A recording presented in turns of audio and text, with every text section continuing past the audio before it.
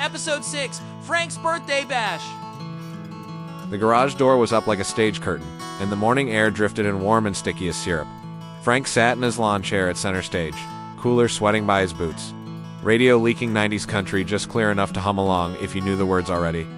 The mower waited at the mouth of the garage like a loyal mutt guarding its human. Frank tapped the top of his can twice. Birthday ritual. Then took a pull. 39 again, he told the mower. The mower, having no reason to doubt him, said nothing.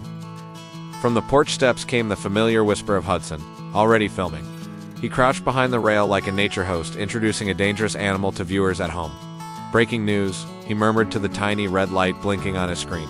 It's Dad's birthday in Barton County. Forecast. Light bickering with a 90% chance of cake-related injuries. At the back bench, Harry shaved curls off a cedar scrap with a rasp.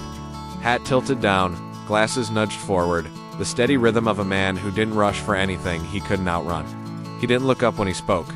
With Harry, you learned it wasn't necessary. Birthdays ain't milestones, they're speed bumps you just spill more beer every year. Frank raised his beer toward his dad. Love the birthday spirit pop. Spirit's free, Harry said. Wisdom's extra. The briefcase evaporated beneath the slap-slap of flip-flops. Diane marched across the driveway with a cigarette flaring and a gift bag big enough to smuggle a raccoon. She didn't so much arrive as declare herself. Move, she said, hip-checking the cooler with maternal authority. I've got something heavy. Frank peered inside the bag. Socks. A stack of them ankle, gray, black, tubes, maybe a compression number if the budget stretched. Enough to outfit a small church softball team. Mom, Frank said, holding up a pair like a white flag. Did I win a raffle at a podiatrist's office? They're called Dignity, Diane snapped. It'd be nice to see you wear some. Hudson zoomed in on the socks, his voice a hush. Exclusive. Birthday haul confirms serious foot investment. Harry rasped another curl free and let it fall like a wooden ribbon. If socks fixed ugly, he observed, we'd all be on TV. Diane swiveled. You hush, Harold. Name's Harry, he said. Harold's what you call me when you mad and need a shelf hung. Before Frank could try the socks on the dog, a blast of sunshine and noise burst down the driveway. Ricky, shirtless as the law allowed, and grinning like he'd found payday on a Tuesday, strode in with a six-pack 3 beers, already missing tucked under one arm. Happy birthday to the king of the garage, he hollered, slapping the mowers, who'd like it had scored a touchdown. The mower gave a small, offended ding. Frank eyed the cardboard. You brought me -3 beers. Ricky cracked one and handed Frank another. That's called quality control. It's 10 a.m., Diane announced, like she had discovered a crime. Ricky took a drink and squinted at the sky. Can't see any clocks. Hudson whispered to his phone. Episode 6. Spirits high. Boundaries low. IQ's pending. Doug loped in next with a gas station soda so big it needed its own seatbelt. Condensation dripped onto the concrete. Got you a fountain, he said proudly. That ain't soda, Frank said. There's ice in it, Doug said, wounded. Harry finally looked up and tilted his hat. Wise man keeps his water on the inside, he said, then added, Excuse me while I go pay my water bill, and wandered toward the house with the composure of a man announcing a military op. From the hallway came the faint click of a bathroom door and the devotional hiss of plumbing. Harry had a way of exiting conversation like a magician, palming the entire topic and making it disappear while everyone clapped anyway. By the time he returned, Marty had appeared with his guitar case, and Cheryl Ann had floated behind him with a covered dish and an apology in her eyes, like it was her default setting. Larson trailed them both, sniffing the air for anything with icing. Happy birthday, Frank, Cheryl Ann said, already wringing her hands. I just want everything to be calm. You must be new here, Diane said. Marty popped his case and flashed a chord. Got a little tune I wrote for the big day, he announced. It's in D-Esh. Play anything that doesn't end in a visit from the sheriff, Frank said. Can't promise that, Ricky said, and toasted the idea. Hudson panned slowly across the room, narrating his own shot. We've got socks, we've got soda with a zip code. We've got music no one asked for. Papa's back from paying his water bill. The birthday chaos has officially begun. Presents, in theory, are simple. In Barton County, they're a group project with an unclear rubric. Ricky lifted a flat bakery box from the cooler, like he was revealing treasure.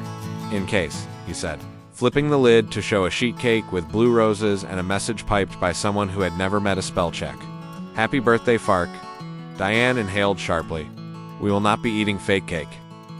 We will not be eating charcoal either, Frank said, as she shouldered into the kitchen like a general storming a fort. Hudson, eyes shining, brought a small wrapped rectangle to Frank. "Open mine," he said, almost vibrating. Inside lay a plaque cut from cedar, edges imperfect in a way that made it warm. Painted across the face, a checkered flag and block letters. Frank's Place Speedway. Frank ran his thumb over the brushstrokes.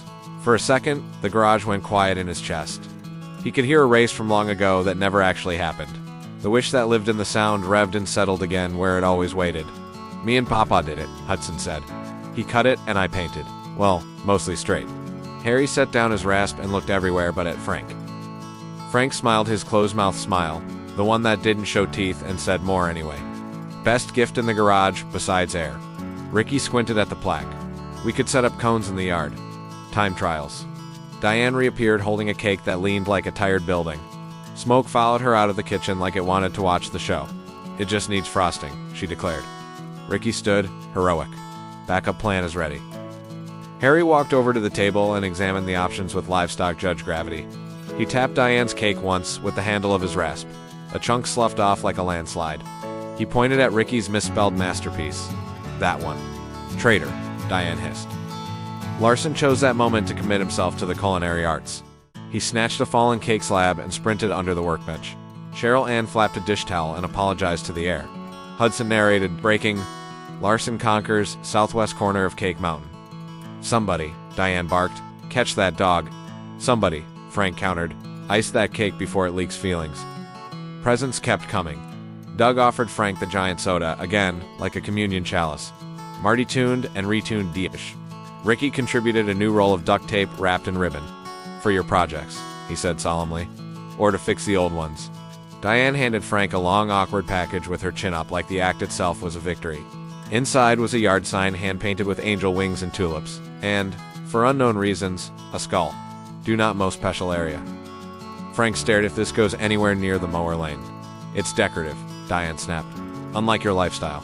Harry slid his rasp across the cedar again, the sound like a tiny saw whispering. "If opinions burned calories, we'd all fit in high school jeans." Hudson cleared a space on the pegboard for the plaque and held it up. "Where should it go?" Frank considered, then nodded toward the mower. "Right there, above where the mower sits. Like a banner." "Banner," Ricky repeated, reverent. "We're a racetrack now. Y'all ain't even a sidewalk," Diane muttered, but softer than before.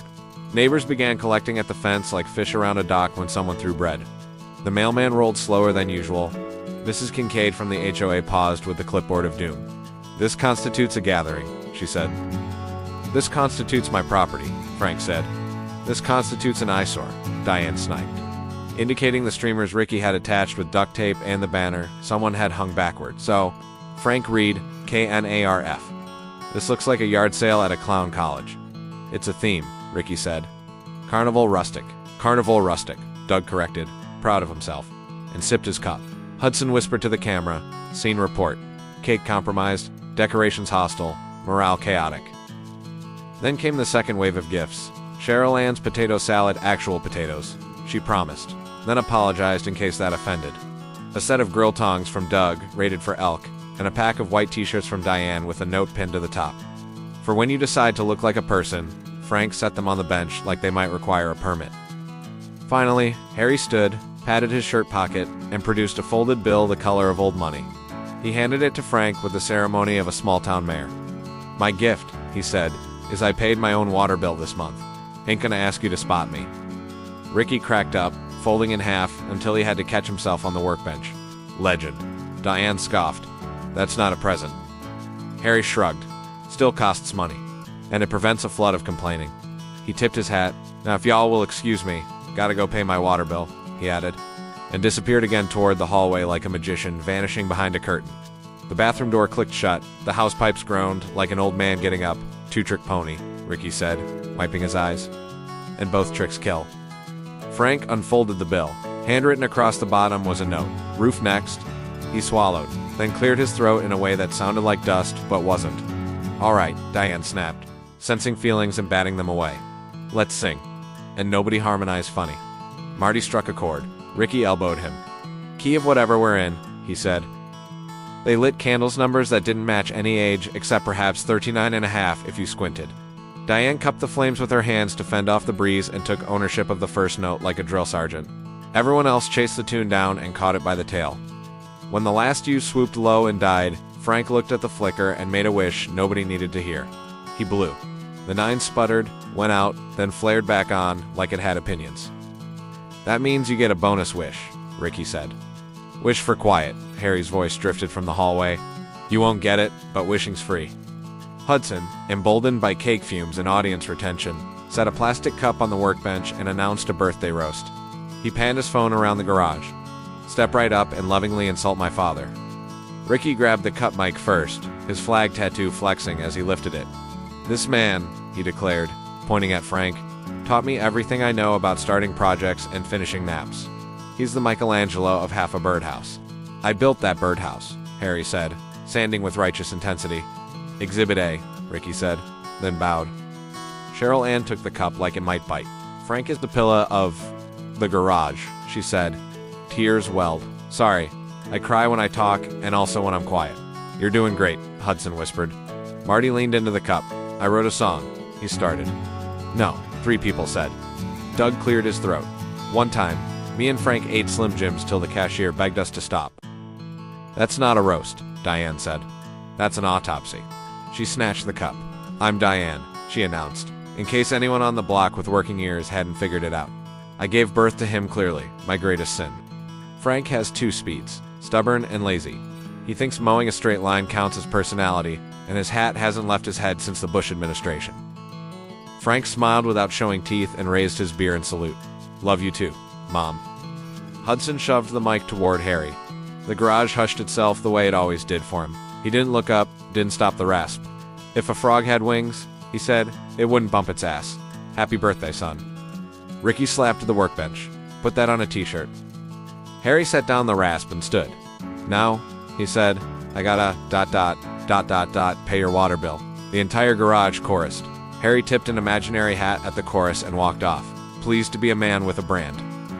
A breeze muscled past the garage door and ruffled the banner, so KNARF fluttered like a strange flag. The neighbors multiplied. Mrs. Kincaid wrote something on her clipboard as if she could cite them for loud gratitude. Ricky clapped a beat and pointed at Marty like he'd been waiting. "Hit it." Marty strummed into Neon Moon because there are some gravitational pulls you can't fight. Ricky sang harmony that had never met the melody. Frank didn't sing. He let the song float by and tapped his boot against the concrete, the cooler sweating at his side. Diane stood in the doorway, cigarette glowing like a warning light. "You boys are gonna scare the neighbors." "Too late," Ricky said between lines. Neighbors love a free show. Hudson zoomed in on Diane's scowl. Special guest appearance Mamaw, reviewing the band. 1 star, no refund. Larson barked once, then flopped on his side in front of the mower, tail twitching like he was done with the concert. The chorus came around again, Ricky and Marty howling like alley cats in heat. Diane groaned, flicked ash, and shouted, "If this is music, I'm a ballerina." Harry, reappearing with his jar, didn't miss a beat. "You're about as graceful." The garage howled. Even Frank's closed mouth grin cracked wide enough to crease the lines around his eyes. Hudson spun the camera for a sign-off. Breaking news, birthday bash concludes in chaos. Papa pays the water bill twice. Mamaw threatens to join the ballet. Dad survives another lap around the sun. Frank leaned back in his chair, lifted his can and clinked it against Hudson's water bottle. "Good job, son. Happy birthday, Dad," Hudson said. Harry raised his jar. 2 birthdays, birdhouses, and bad singing. Ricky slapped the cooler. And 2 -3 beers that started it all. The neighbors clapped, the banner flapped, and Barton County settled into its usual noise, the kind that made Frank's place feel like the only racetrack he'd ever really needed. 1 birthday, 1 roast, 1 madhouse. This was life at Frank's place.